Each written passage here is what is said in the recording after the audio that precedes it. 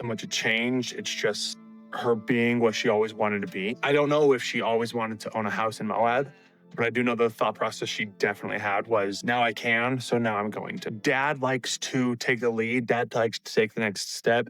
Dad likes to make the plan, follow the plan, stick to the plan. David is a phenomenal support. David is happy to take a step back and just say, I will be here for a trust fall. While Christine Brown celebrates her new life with picture-perfect European vacations and book deals, her 19-year-old stepson sits in a Utah jail cell, facing felony charges that could send him to prison for 5 years. Max Woolley has been arrested 4 times in just a few months. 4 separate occasions where police officers put handcuffs on a teenager who should be worrying about college applications, not car theft and burglary tools. The charges aren't small mistakes or youthful indiscretions. We're talking about stolen vehicles, high-speed chases, and a pattern of criminal behavior that has prosecutors and judges deeply concerned about public safety.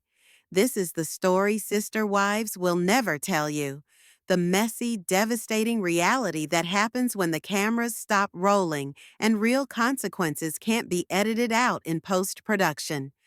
Right now, there's a young man whose story is unfolding in courtrooms across Utah, far from the bright lights and carefully crafted narratives of reality television, in a world where consequences are real and second chances are increasingly hard to come by.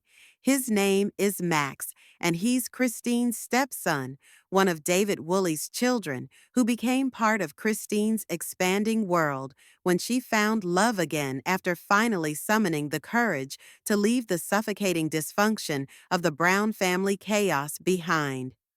Max represents everything that Christine's new life was supposed to be about: healing, blended family success, the possibility of creating something beautiful from the ashes of broken relationships.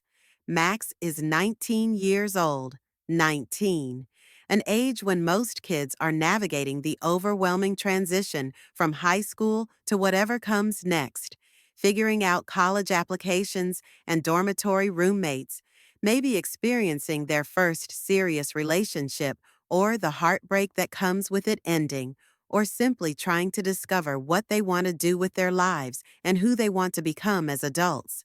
It's supposed to be a time of possibility and growth, of making mistakes that come with learning rather than lasting consequences.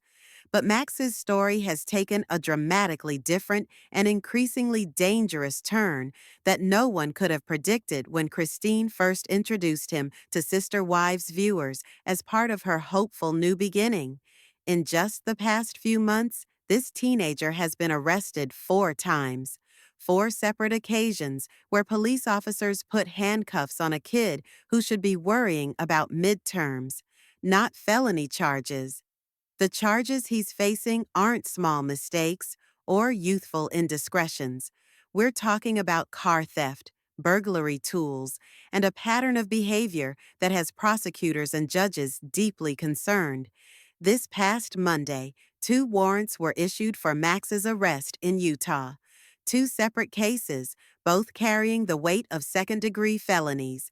The first warrant stems from charges filed back in March: theft of a motor vehicle, the kind of charge that can reshape a young person's entire future. His bail jumped from $5,000 to $25,000, a clear signal that the court system is taking this seriously. But it gets more complicated. The second warrant, issued the same day by the same judge, involves more car theft charges and something that paints an even more troubling picture: possession of burglary tools. This isn't just about joyriding anymore. Let me take you back to where this all began, to a seemingly ordinary March day that would become the first domino in a devastating chain of events that's still falling, each incident more serious than the last, each arrest representing another step away from the normal teenage life he should be living. March 6, 2024. A police officer on routine patrol through Bluffdale spots a copper Jeep Wrangler heading north on Redwood Road. something about its movement or the behavior of its occupants catching his trained attention in that instinctive way that experienced officers develop after years on the job. Maybe it matches a description from an earlier BOLO alert. Maybe the driver seems nervous. Or maybe it's just that sixth sense that tells you something isn't right. He positions his patrol vehicle behind the Jeep and observes the license plate, running it through the computer system that connects law enforcement agencies across the state. The response that comes back will change everything. The Jeep is listed as stolen, taken from its rightful owner, and now being driven by someone who has no legal right to be behind the wheel. The traffic stop that follows is routine in its execution, almost mundane in how ordinary it appears to any passing observer. The officer approaches the vehicle with standard caution, requests identification, and behind the wheel sits Max, a teenager carrying his U.S. passport as his only form of identification because, as it turns out, he doesn't have a valid driver's license to present. After being read his Miranda rights in the careful, practiced way that officers are trained to do, Max doesn't attempt to deny what's happening or construct elaborate lies about how he came to be driving a stolen vehicle. He admits to being in possession of a stolen car. He admits he doesn't have a driver's license. He admits he knows he shouldn't be driving. Just like that, with those simple admissions, his legal troubles begin in earnest, and what should have been a wake-up call becomes instead the opening chapter of an increasingly destructive pattern. But March 6th was just the beginning. 6 days later, on March 12th, it happens again, but this time the circumstances are more complex and infinitely more troubling. This time it's a silver four-door sedan with Utah plates, and Max isn't even the driver. He's sitting in the passenger seat, which might seem like a step back from criminal behavior until you understand what officers discovered when they searched him. When a routine traffic stop triggered another stolen vehicle alert and officers began their investigation, they found something in Max's pockets that tells a completely different and far more sinister story than someone who just happened to be in the wrong place at the wrong time. Two window breakers, tools specifically designed and manufactured for one primary purpose: breaking into vehicles.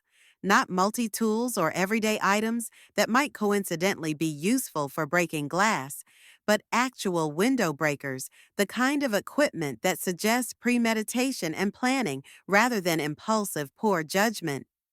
Along with the window breakers, officers found a face covering, the type used to conceal identity during criminal activities, and tobacco products, which, while seemingly minor, indicate ongoing disregard for laws since vaping isn't legal for anyone under 21 in Utah.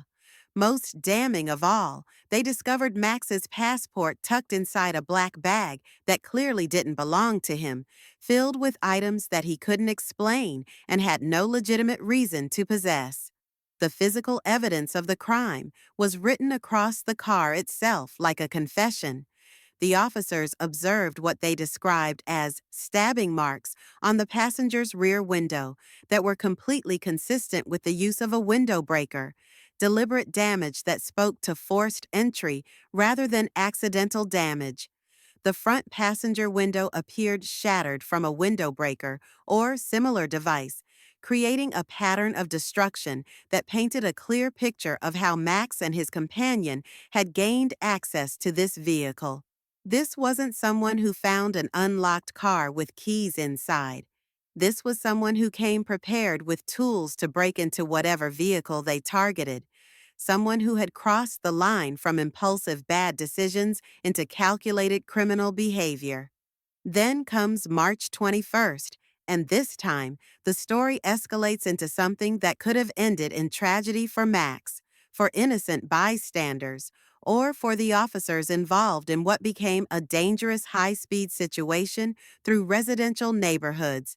An officer on patrol watches a silver car approach a stop sign and blow right through it without even slowing down. entering the roadway at what the police report describes as a high rate of speed that immediately raised red flags about the driver's state of mind or level of impairment. The occupants of the vehicle seem visibly startled when they spot the police cruiser, their body language and sudden change in behavior suggesting they know they're doing something wrong and have just been caught in the act. The officer attempts what should be a routine traffic stop for a traffic violation, but instead of pulling over like any law-abiding citizen would do, the driver makes a split-second decision that transforms a simple traffic ticket into a felony chase.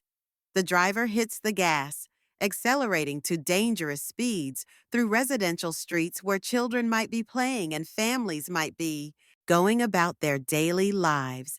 Another stop sign is ignored completely, the vehicle blowing through the intersection without any regard for cross traffic or pedestrian safety.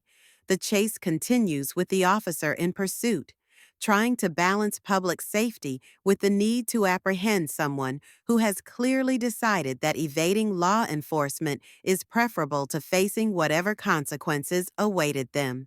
The chase ends when the silver car crashes into a trash can, the impact finally bringing the dangerous pursuit to a halt. Doors are flung open immediately, and the occupants flee on foot, abandoning the vehicle and running through neighborhoods in a desperate attempt to escape capture. When officers eventually catch up with Max, he attempts to lie his way out of the situation, claiming he was just an innocent passenger who had nothing to do with the driving or the decision to run from police. He provides the name of another person, claiming that individual was the actual driver responsible for the dangerous chase. But when police tracked down the person Max identified as the driver and questioned them separately, they confirmed they weren't involved at all, weren't even in the area, and have no idea why Max would use their name in a false police report.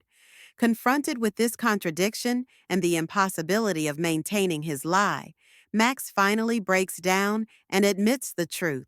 He was driving the stolen car. He made the decision to run from police, and he was responsible for the dangerous chase that could have killed innocent people. 3 arrests in 15 days, 3 different stolen vehicles, 3 chances to make different choices, and each time, the same destructive pattern. The legal system tried to give Max a lifeline. In the Utah County case from March 21st, he was offered a plea deal that could have changed everything. He pled guilty to the charges, but instead of sending this 19-year-old to prison, the judge suspended his sentence, 5 years in state prison, hanging over his head but not activated, as long as he could follow the rules. The conditions were clear: get your GED or high school diploma, complete substance abuse evaluation and treatment, attend mental health counseling, take prescribed medications, complete theft reform courses, stay away from drugs and alcohol, and most importantly, don't break any more laws. It was a second chance, a path back to a normal life for a teenager who desperately needed guidance and structure. But here's where the story becomes heartbreaking. June 1st.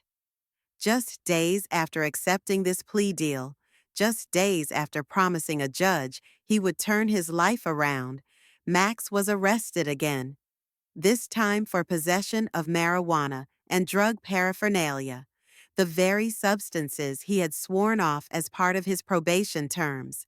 While Christine and David have been traveling through Germany and across Europe, sharing their adventures on social media and preparing for Christine's upcoming book, Max has been spiraling through the Utah court system. He's been transferred between jails, released, arrested again, his young life becoming a revolving door of detention centers and courtrooms. Today, as we speak, there are active warrants out for his arrest. $25,000 in bail for each case. And because he failed to appear for court dates while already on probation, there's a real possibility that when he's caught, and he will be caught, bail might not even be an option this time. This is a young man who lost his mother when he was just 5 or 6 years old. a little boy who had to process grief and loss at an age when most children are learning to ride bikes and read chapter books. The youngest of David's children to experience that devastating loss, now facing the possibility of years in state prison before his 20th birthday. What makes this story even more tragic is the silence surrounding it. While Max has been cycling through arrests and court appearances, there have been no statements from Christine or David, no acknowledgement of the crisis unfolding in their family. The same show that documented every detail of Christine's journey away from polygamy, her new relationship, her blended family dreams. That show remains silent when one of their own is facing felony charges. It's not unusual, of course. Reality television has always been selective about which realities make it to air. The messy, complicated, heartbreaking parts of real life don't always fit neatly into episode arcs and seasonal storylines, but behind the carefully curated social media posts and European vacation photos, there's a teenager whose life is hanging in the balance, someone who appeared on our screens as part of this blended family story, now facing a future that could be defined by prison walls instead of wedding bells and happy endings. The warrants are active. The charges are serious. And somewhere in Utah, a 19-year-old is running out of chances to write a different ending to his story. This isn't just about stolen cars or broken laws. This is about a young man who seems to be crying out for help in the most destructive way possible, in a system that's running out of patience and second chances to give. Whatever happens next, one thing is certain: the cameras won't be rolling when it does. And that's what makes this story so haunting. We've watched Christine rebuild her life, find love again, create this beautiful blended family narrative. We've seen the happiness, the new beginnings, the hope for a different kind of future. But we haven't seen this: the shadow side of blending families, the complicated reality of inherited trauma, and what happens when the fairy tale doesn't extend to everyone in the frame.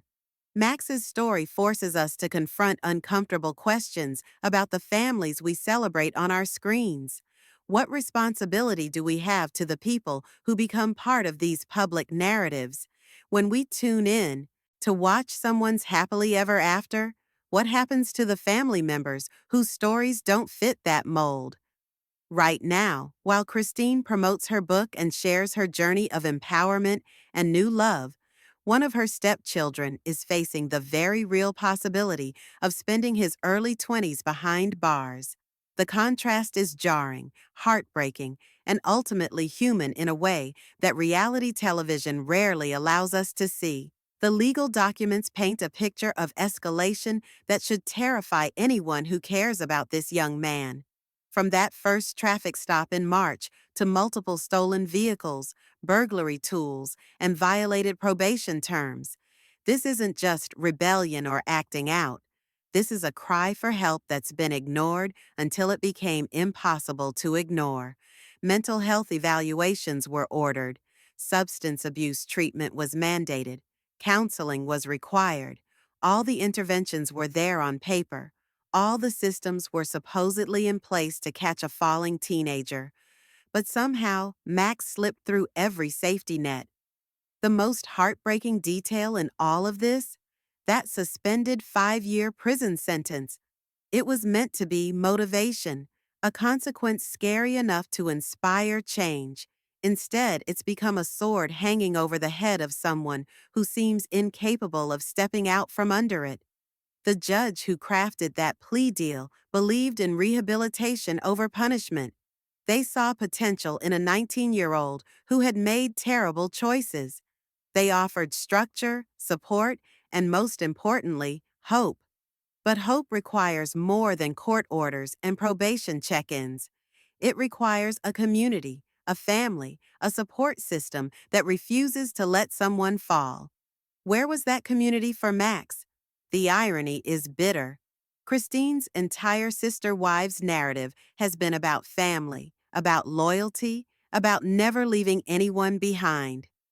Her journey away from polygamy was partly motivated by wanting better for her children, wanting to protect them from systems that failed to nurture their individual needs. Yet here we are, watching another child in her orbit struggle with those same failures of support and intervention. This isn't about assigning blame. Christine didn't create Max's problems, and falling in love with David didn't make her responsible for fixing years of trauma and poor choices. But it does raise questions about what happens when reality TV families extend beyond the original cast, when the cameras stop rolling but the real life consequences continue.